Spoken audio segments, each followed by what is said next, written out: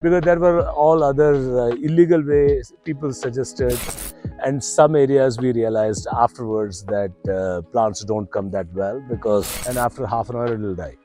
Hey, this is Shamik here from Farmizen, and today we are going to another beautiful farm which we have actually visited once, I think about 10 months back. And this is Satvik Farm, and you can check out that video as well. This is essentially a farm which Sriram and his wife set up after they retired, right? And they have a lot of very interesting and unique fruit trees. So heading there, it should take a little bit more. Hello, this is I think continuation of whatever we had discussed earlier in our earlier video, which Farmizen so kindly had hosted it, and many of you had asked several questions. One quick question that I had was, so farming obviously, I think it sometimes takes time to recover your money as well, right? And correct. Initially, unfortunately, upfront, when you're starting a farm from scratch, it requires a lot of money to be spent, right? So at what point of time do you think you'll get to an operational break-even, and have you already reached that? Okay, so to tell you the truth, we are still trying to reach the break-even point. We have not reached. That's a very honest and truthful. There are a lot of people and videos you would have seen that, 20 lakhs, 30 lakhs within a few years. Many of those things are fine, believable on a video, but when you actually end up having a farm and all the challenges which you face, it is very difficult for one to say that the break-even comes so fast. Unless you have something which has been done by your ancestors, your grandfather, your father, and then it has come to you, you can expect possibly starting with a good pedestal where you will be more in the profit zone than being in a loss-making organization. Our farm, though, is a 6-acre farm, but there are a lot of rocks, boulders here and there. And some areas we realized afterwards that plants don't come that well because the soil above the rock surface is much thinner and hence not good for trees. It could be good for which has a very low penetration of roots, for example vegetables and some of those kind of things. But for fruit plants, most of them would require a lot more depth of soil if you don't get. So effectively we have around 5 acres which we are able to cultivate. So one of the things that people ask us always about is that, okay, I've decided I want to become a farmer, right? And now I need to buy land, right? And that's a big tripping point for a lot of people, right? How do I find land? What should I look for when I'm buying land? What are the regulations around it? So how do you guys navigate that? Okay, so quickly I'll touch upon when we decided to buy land. At that time, Karnataka, the state where we are from, though there are several other states which had a lot more easier way to acquire agriculture land. But Karnataka at that time had a rule that only an agriculturist can buy an agriculture land. It means unless you are designated as an agriculturist over the generations, you cannot buy the land. And it might have been done with the right reasons, that they didn't want poor farmers to be cornered and industrialists to start picking up all the land. So for us, it was a challenge because our ancestors, maybe several generations back, were agriculturists. But then over time, we all went into teaching and other industries. So for us, it was a challenge to buy land. And because we were determined to have a land, we were one of those people who were very naive in trying to convert the land from agriculture to commercial. So we gave money for the farmer to convert it first, and then we actually had a sale deed to buy the land. So it became costlier affair. But then when there is a passion for you to own something, you have to find a way, and a legal way. Because there were all other illegal ways people suggested, that you find some look-alike name of some ancestor and try to create a lineage It didn't make So sense. basically, this was converted from agricultural Correct. land, and then because there were Yes. rules to Yes. not allow buying Correct. of agricultural land by anybody. Correct. But I And- think that rule has changed now. Changed. Now it Now has it's- changed. yes, now it At that time, Tamil Nadu had a very different kind of rules.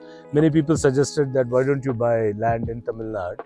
We felt that the commute was also one of the key considerations because having lived all along in a city life, we were skeptical about whether we can spend 100% of our time in a farmland.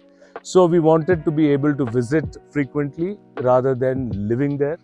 So the proximity was another key reason for us to This is look at actually a it. pretty strategic location from that perspective. In Correct. the sense, it's really near the city. Near the right? city, So, correct. I think the Farmizen warehouse will probably be like 40 minutes or something like Exactly. that from here. It's Yes. yeah, around 40-45 minutes from here. So Which is actually very important when we, especially when we talk to urban farmers or people who are picking up farming, Correct. who we would always encourage them to build their own brands, go direct to consumers as much as possible. It's much more difficult to go direct to consumers if you're going to be 300 kilometers. away. absolutely, absolutely. Right. Stories which we had in the early stages, we were visiting several farms. We were trying to get in touch with people who knew farming for ages. So we found one of the persons in Hospet, and he had his land close to Tunga River. Tunga, right? Or Yeah, Bhadra yeah. River. No, Tunga It was Tunga River, and we were amazed to see his farm. There is no scarcity of water. The river was always flowing within his own territory. What else do you need? So we felt that this guy is, over the years, he said it is his great grandfather to father in him, that he must be the most lucky guy on the planet. He then started saying, I feel that I'm so far away from markets like Bangalore that for me, transportation becomes the biggest headache and costly. So that's how you realize that there are certain things which you have to give to gain something, Right. or vice versa. How's the water situation here? So when we got into it, we didn't know much about how to figure out whether there is good groundwater or not. The seller, naturally every seller possibly does it. He showed my wife two bore wells, and one of them he showed water was pumping, gushing out like this. We are so thrilled, and we bought the land. After we bought the land, once we started to pump water, after 15 minutes it will start to slowly come down, and after half an hour it will die. So this is what actually we got, because we didn't know anything better to figure out. So one of the key points when you are looking at a farm is to visit multiple times. There is no hurry to buy things. You don't have to make a judgment call overnight.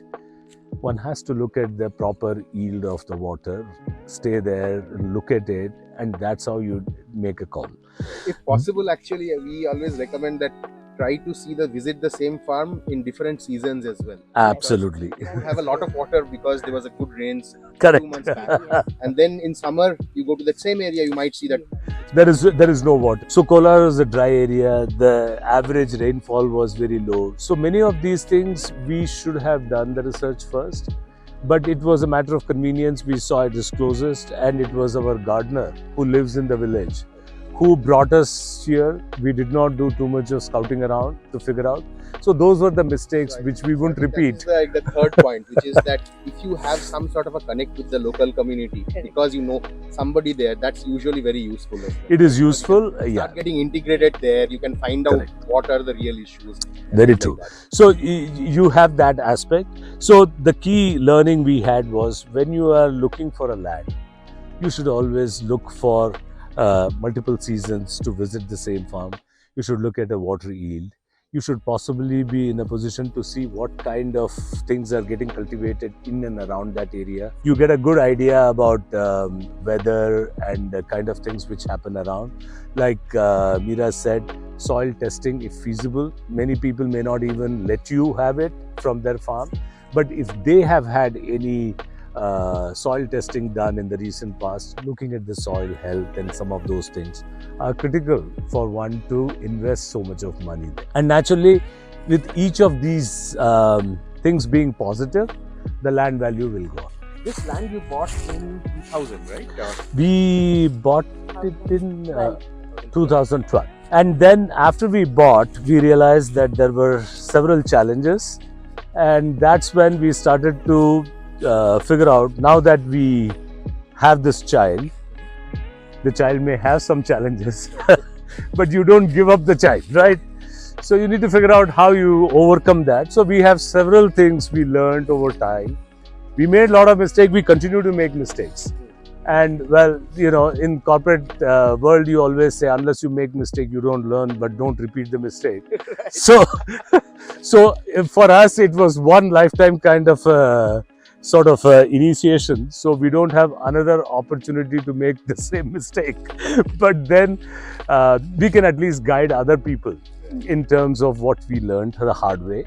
And possibly some of these things might be useful for people to Nature know. and tree teaches you so many things, you know. If you stay with them, you learn so many things. With them. Which otherwise is never told in any textbooks. Yeah, they teach you, So you have when to they kind need of, it. you have to keep your ears and eyes open as Right. well, right? They And teach Absolutely. you when they have a crisis. They Right. teach you when they have any problems, Right, like right, they need water, they don't need water. These things you learn staying with them, growing with them actually.